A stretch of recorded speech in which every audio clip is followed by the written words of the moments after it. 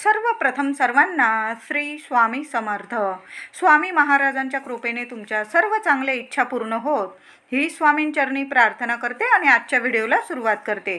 तर येत्या 3 ऑक्टोबर 2024 गुरुवार रोजी नवरात्रीला सुरुवात होत आहे. आश्विन नवरात्रीला आपण आश्विन नवरात्री आणि चैत्र नवरात्री ही 2 नवरात्री आपल्या हिंदू धर्मात आपल्या देवी आईचा आपण मोठ्या प्रमाणात उत्सव साजरा करत असतो. सेवा उपासना आपल्या देवी आईची आपल्यावर भरभरून कृपा व्हावी, आपली कुलदेवी अखंड घरात वास करावी म्हणून आपण प्रत्येक महिला पुरुष दादा असतील सर्वच आपल्या देवी आईची सेवा आपण करत असतो.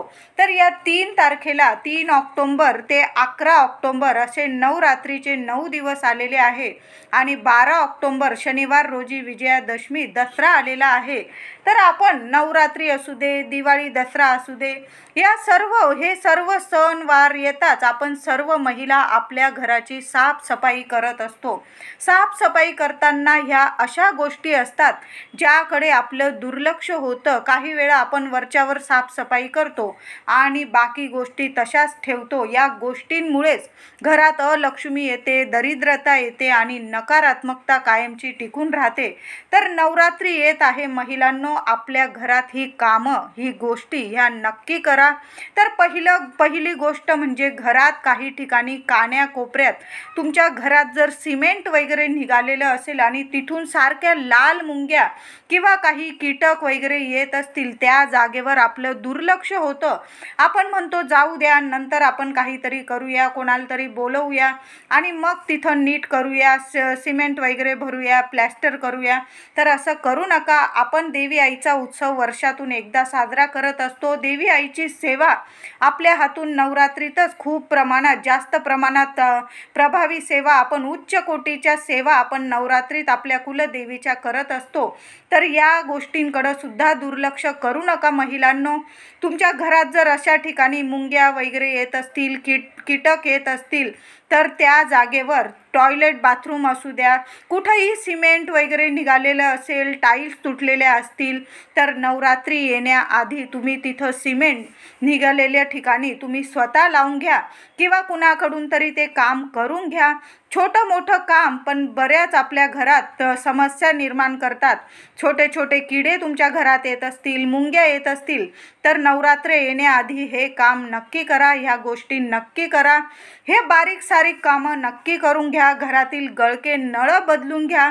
गळके नळं असतील, टपकणारे नळं असतील तर कधीच ठेवू नका. नवरात्री येण्याआधीच या गोष्टी नक्की करा. घरातील दरवाजा कड्या त्यांची बिजागरं खूप खराब झाली असेल, त्यातून कर्कश आवाज येत असतील किंवा शिलाई मशीनचं तुमच्याकडं तेल असेल किंवा आपण डोक्याला तेल लावतो नारळाचं किंवा आपण जे रोज जेवणात तेल वापरतो, तर त्या कड्यांना किंवा बिजागरांना थोडं का होईना टाकून द्या, म्हणजे त्यांचा कर्कश आवाज बंद होऊन जाईल. घरात जुने खूप कपडे जमा झालेले असतील, ते कपडे तुमच्या कामाचे पण नाही, ते कपडे चिंधीवाल्या किंवा भांडीवाल्याला नक्की देऊन टाका. नाही तुम्हाला द्यायचे ते कपडे फाडून फेकून दिले तरीही चालेल आणि तुमच्या लहान लेकरांचे कपडे असतील तर ते तसे देऊ नका. आपण मुलांना घातलेले कपडे लगेच तसेच कुणाला देऊ नका, ते आधी धुवून टाका, कारण त्याला आपल्या लेकरांचा अंगाचा वास येत असतो आणि असे कपडे मुलांचेच काय आपले सुद्धा आपला स्पर्श झालेला असतो, ते कपडे कधीच धुतल्याशिवाय कुणाला देऊ नका किंवा फेकू पण नका. तुम्हाला टाकायचे असतील तर आधी छान असे धुवून घ्या आणि मग ते कपडे तुम्ही टाकून दिले तरीही चालेल. खूप खराब फाटके तुटके झालेले असतील कपडे तर ते तुम्ही कपाटात ठेवू नका, आजच टाकून द्या.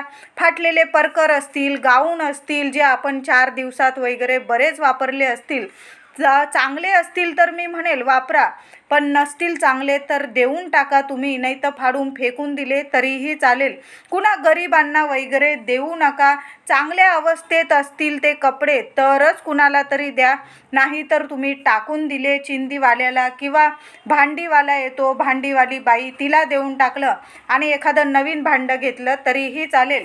तुमच्या घरात बंद उपकरणं असतील, घड्याळ, मोबाईल, जुने कम्प्युटर, म्हणजे अशा वस्तू ज्या बिनकामी पडून आहे आणि तुम्हाला काहीच त्याचा उपयोग होत नाही, तर त्या टाकून द्या. त्या दुरुस्त होत असतील तर त्या दुरुस्त तरी करून घ्या, आणि नसल दुरुस्त होत तर त्या टाकून द्या.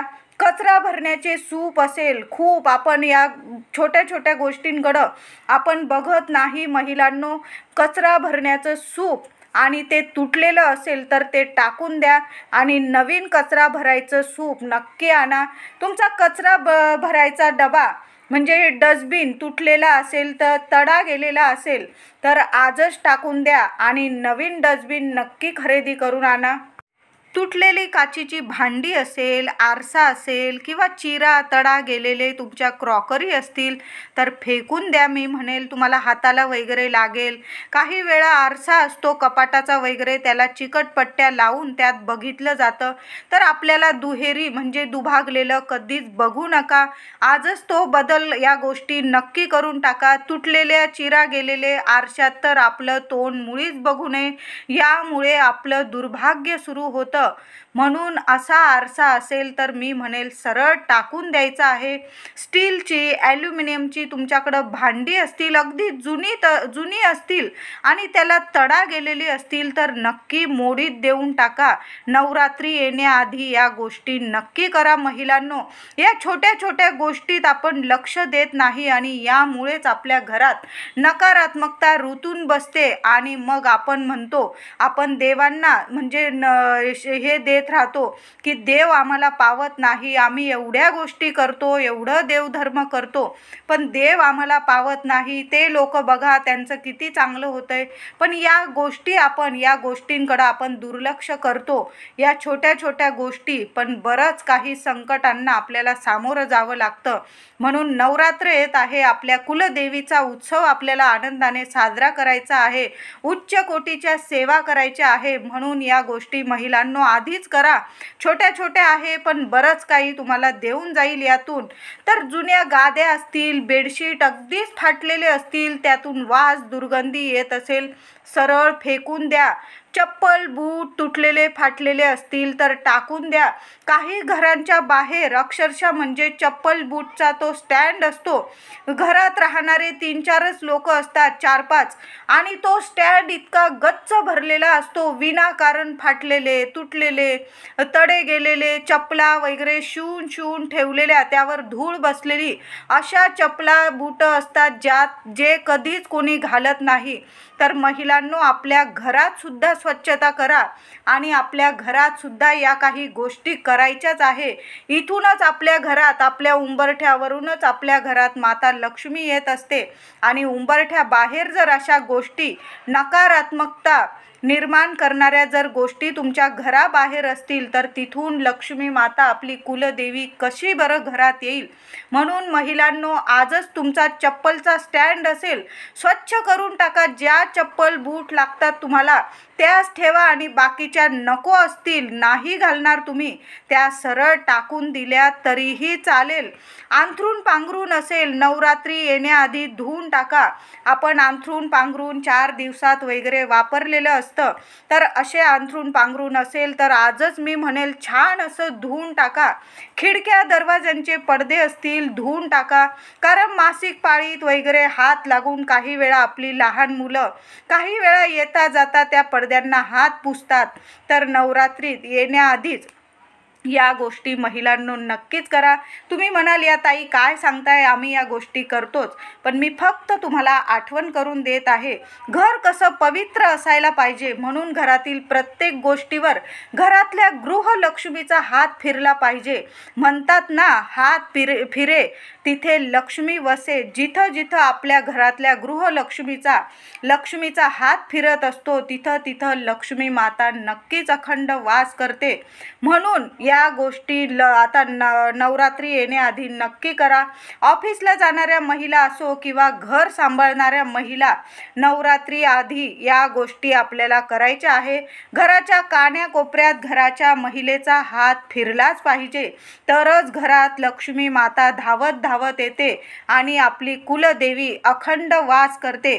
ज्या घरात जळमट लटकतात, अस्वच्छता असते, ज्या घरात बिनकामी वस्तू, तुटलेल्या फुटलेल्या वस्तू साठवल्या जातात, खराब कपडे साठवले जातात, चपला बूट साठवले जातात, त्या घरात त्या महिलेकडं कधीच लक्ष्मी माता टिकत नाही. अशा घरातून लक्ष्मी निघून जाते आणि तिथं फक्त येते ती दरिद्रता, अलक्ष्मी. म्हणून नवरात्री येण्यापूर्वी महिलांनी घरात या गोष्टी करायलाच पाहिजे. मग बघा तुमची कुलदेवी अखंड कृपा तुमच्यावर करेल. माता लक्ष्मी धावत धावत तुमच्या घरात येईल आणि तुमच्या मनातल्या सर्व इच्छा पूर्ण करेल. अशी कुठलीच इच्छा तुमची बाकी राहणार नाही महिलांनो.